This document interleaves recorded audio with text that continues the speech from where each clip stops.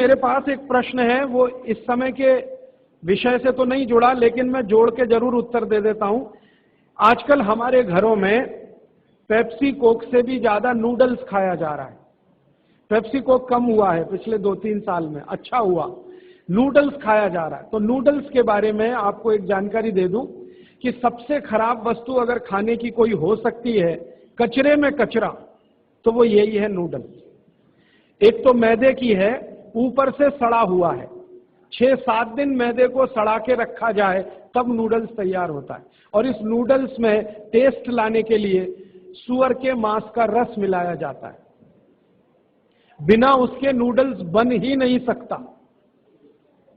जो मैगी है ना, मैगी या कोई भी नूडल्स, सूअर के मांस का रस, सड़ा हुआ मैदा, 6-6 दिन पुराना, उससे तैयार हुआ है। अब आप तय कर लो खाना है या नहीं खाना। एक प्रश्न है होती है, तो ये भी इनके क्वालिटी का बहुत बड़ा भ्रम है। लोगों को बहुत बड़ा भ्रम ये हो गया है कि विदेशी कंपनियों के माल में क्वालिटी ज्यादा है, इसलिए लोग उसे खरीदते हैं। मैं आपको कई विदेशी कंपनियों के माल की केमिकल एनालिसिस रिपोर्ट प्रस्तुत कर सकता हूं, जो हमने लेबोरेटरी चेक कराया, कोई क्वालिटी नहीं है उनके माल। घटिया से घटिया क्वालिटी का माल वो बेच रहे हैं। मैं नाम लेके बताऊं, एक अमेरिकन कंपनी है जिसका नाम है कोलगेट पामोलिव, टूथपेस्ट बेचती है। मैं लोगों से बहुत बार पूछता हूं, आप कोलगेट का टूथपेस्ट क्यों करते हैं? तो सब एक ही स्वर में कहते हैं इसमें क्वालिटी है। तो फिर मैं पूछता हूं अच्छा क्या क्वालिटी है? तो कहते हैं इसमें झाग बहुत बनता है। तो फिर मैं कहता हूं झाग तो रिन में भी बनता है, एरियल में भी बनता है। झाग तो शेविंग क्रीम में सबसे ज्यादा बनता है, तो शेविंग क्रीम से ही दांत साफ कर लिया करो अगर झाग ही चाहिए तुम्हें। ये पढ़े लिखे मूर्खों के उत्तर हैं। बिना पढ़ा लिखा आदमी ऐसा उत्तर नहीं देगा।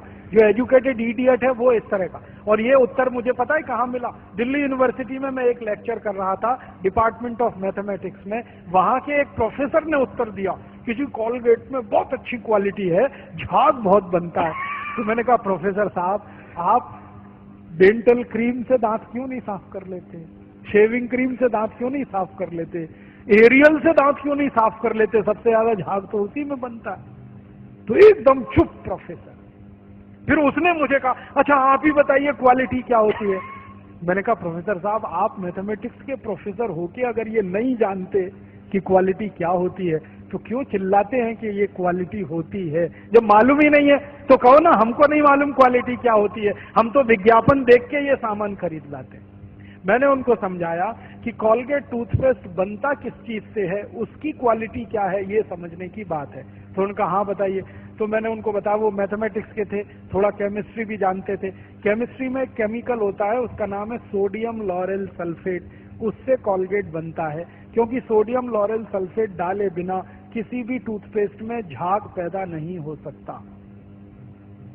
और सोडियम लॉरेल सल्फेट का आप देख लीजिए, आप में से थोड़े भी केमिस्ट्री पढ़े हुए लोग हैं तो केमिस्ट्री की डिक्शनरी में सोडियम लॉरेल सल्फेट देखिए, उसके सामने लिखा हुआ है पॉइजन, जहर है।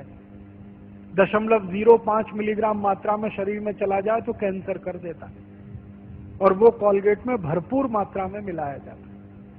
और आपको एक जानकारी दूं, अमेरिका और यूरोप के देशों में कोलगेट जब बेचा जाता है ना, तो उस पर अंग्रेजी भाषा में चेतावनी लिखनी पड़ती है कोलगेट के पेस्ट पर।